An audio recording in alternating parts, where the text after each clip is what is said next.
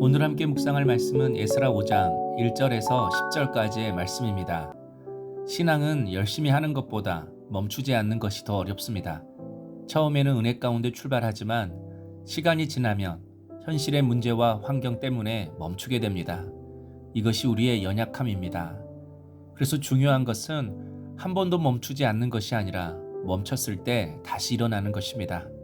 오늘 본문은 멈춰있던 성전 건축이 다시 시작되는 장면입니다. 1절, 선지자 학개와 이도의 손자 스가랴가 이스라엘 하나님을 의지하는 유다 사람들에게 예언하였더니.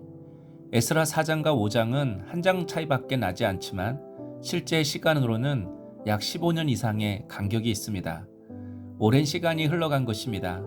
그 시간 동안 성전 건축은 완전히 멈춰 있었고 사람들의 마음도 완전히 식어버렸습니다. 그런데 하나님은 그들을 그대로 두지 않으십니다. 학개와 스가랴 선지자를 보내셔서 다시 말씀을 들려주십니다. 이처럼 신앙이 다시 살아나는 출발점은 언제나 같습니다. 환경이 좋아지는 것이 아니라 하나님의 음성을 다시 듣는 것입니다. 말씀이 임할 때, 말씀이 들릴 때 멈춰있던 삶이 다시 움직이기 시작합니다. 2절, 이에 스알디엘의 아들 수룹바벨과 요사닥의 아들 예수아가 일어나 예루살렘에 있는 하나님의 전 건축하기를 시작하며 하나님의 선지자들이 함께하여 돕더니. 하나님의 말씀이 임하자 지도자들이 반응했습니다.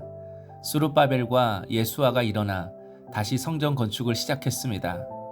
학개서를 보면 학개 선지자는 직설적으로 말하는 스타일입니다.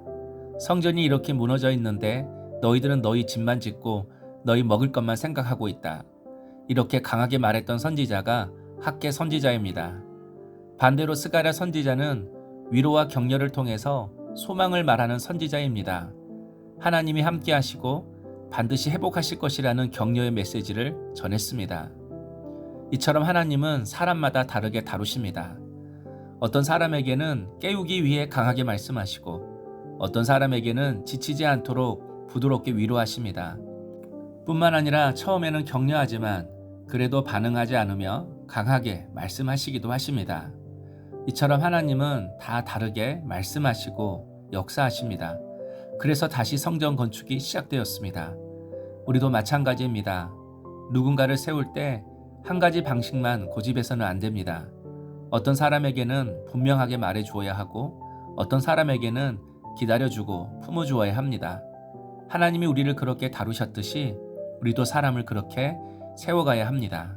3절, 그때의 강 건너편 총독 다뜨네와 스달보스네와 그 동료들이 다 나와 그들에게 이르되 누가 너희를 명하여 이 성전을 건축하고 이 성곽을 마치게 하였느냐 하기로. 성전 건축이 시작되자 대적들도 다시 찾아왔습니다. 그리고 누가 너희에게 이런 명령을 했느냐라고 물었습니다. 문제가 생기면 그 사람에게 다 책임을 묻겠다는 압박이고 협박입니다. 사람을 위축시키고 멈추게 만들려는 의도가 다분히 담겨져 있습니다.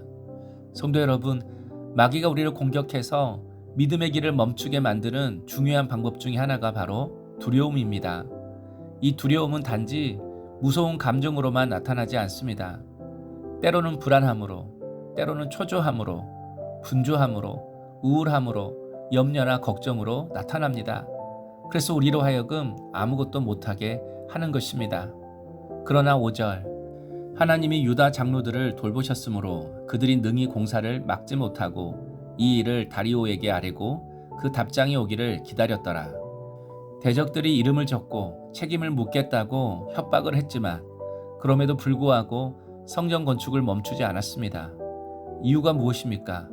하나님이 유다 장로들을 돌보셨으므로. 여기서 돌보셨다는 말은 하나님의 눈이 그들 위에 있었다는 뜻입니다. 하나님이 그들을 지켜보고 계셨다는 것입니다.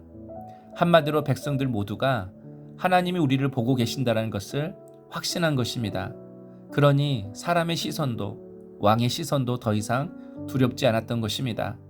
하나님이 나를 보고 계신다는 이 한 가지 확신이 두려움을 이기게 하고 다시 시작하게 만든 것입니다.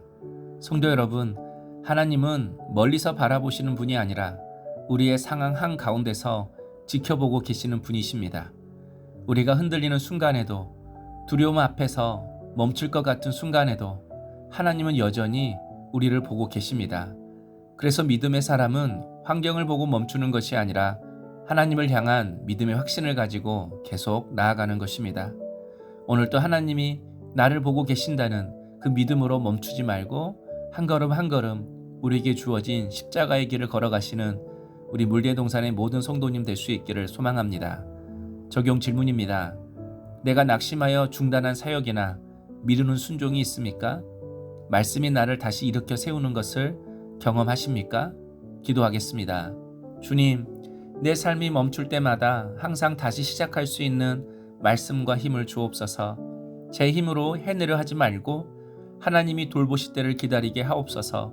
저에게 맡기신 사명을 부지런히 감당하여 저희를 통해 하나님의 영광이 드러나고 믿지 않는 자들도 주님을 인정하게 하옵소서.